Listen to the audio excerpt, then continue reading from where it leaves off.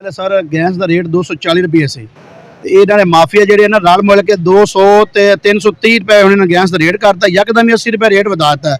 ये गरीबों नाल जुल्म हो रहा है, लिहाजा इन्होंने खिलाफ कानूनी कार्रवाई की जाए तो इन्होंने थोड़ा जुर्माना नहीं, कम से कम 50,000 जुर्माना, दुकाना 10 दिन सील।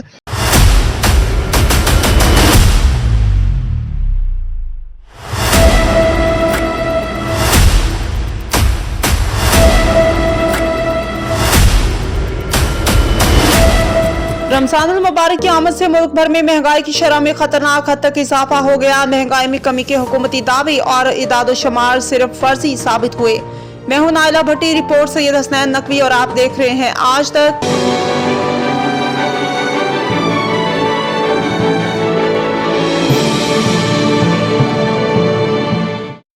महंगाई में इजाफा, एलपीजी गैस की कीमतों में 80 रुपए फी किलो के इजाफे ने महंगाई की कमी के हुकूमती दावे की कली खोल कर रख दी है। घरेलू सिलेंडर की कीमत में 800 रुपए के अचानक इजाफे ने आवाम की चीखें निकाल कर रख दी।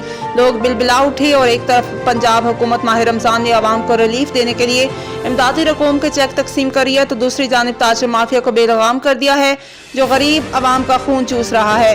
एलपीजी की कीमतों में 80 रुपए फी किलो के इजाफे ने गरीब दिहाड़ीदार मजदूर के चूल्हे ठंडे कर दिए, रोटी का निवाला भी छीन लिया। गरीब आवाम का मुतालबा है कि हुकूमत रोजमर्रा के इस्तेमाल की तमाम अशिया समेत गैस की कीमतों में कमी करके फौरी रिलीफ फराहम करे ताकि गरीब आदमी अपने बच्चों को 2 वक्त की रोटी तो आसानी से खिला सके।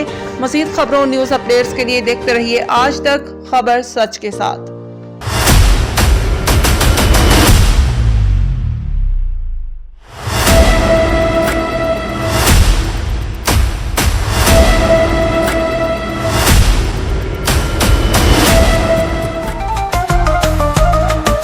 आज तक न्यूज, खबर सच के साथ।